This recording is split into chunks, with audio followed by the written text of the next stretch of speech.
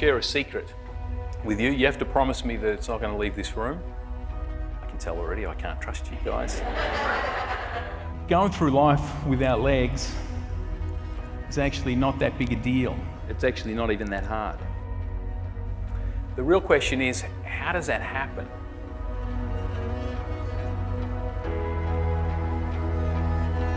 How can somebody go from a place of basically an end of the world, game over type scenario, here we are, all of a sudden we've got no legs. How does somebody go from there to a place where they can sit up here and tell you that it's not a big deal?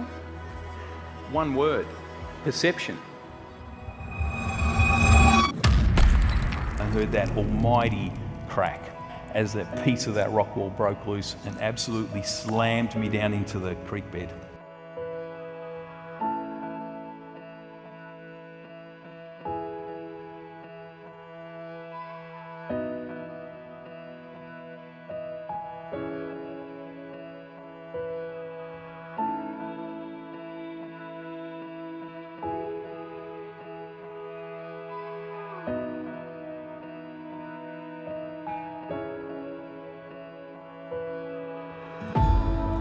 I got out of there, they moved me to the general ward, and it was then and only then that I started thinking, so what does this mean? Right, what kind of life can somebody possibly have with no legs?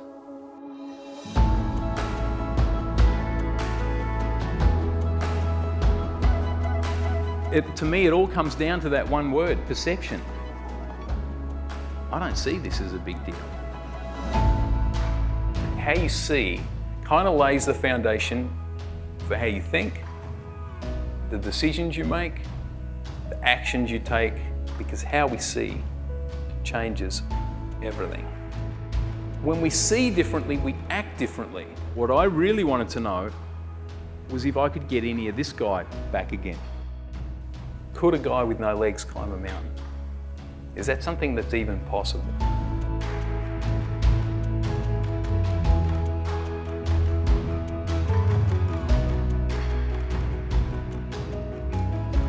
And the truth was, there was only one way to find out.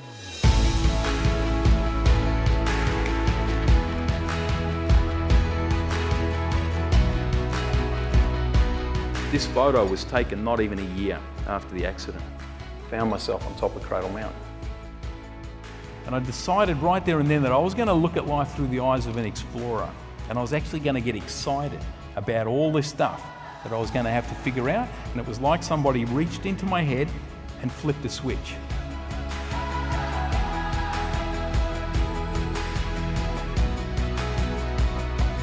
The way that I got to the top of Cradle Mountain was by navigating each and every little obstacle I came to. And like I said, there were probably 20 of them each day. I would come to the next big pile of rocks. I'd have to navigate around a cliff or something. At one point, I actually had to crawl underneath a huge boulder. All right, imagine how easy that was for me. Huge, huge obstacle. What I do is I stop and I ask myself, what are you doing here? Are you focusing on the summit or are you focusing on the steps? What do I need to do next? Not to get myself to there, but to there, and then to there, and then to there. And here's the thing, what happens when we overcome something? What does it do? Right, it makes us stronger. Something that was really big and scary, all of a sudden it's not a big deal. There's probably 40,000 people watching the finish of this race. It's a big, big deal. I'll never ever forget the looks on the faces, especially of those kids, as I came up the beach that day towards the finish line, because I'll pretty much guarantee you, some of them never swum in the ocean since. Right. I guarantee it. Now, I'm not usually a bad guy, but it crossed my mind that I could roll around in the sand, hanging onto my legs, screaming out, "Shark! Shark!"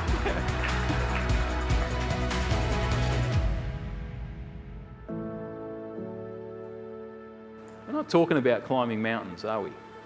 We kind of are, but that's not really what we're talking about here.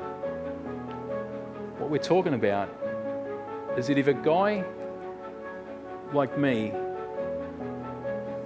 can go from here to here, what does that mean for you guys? What does that say about human potential? Right, that's inside us, all of us. It's mind-blowing what we can pull off.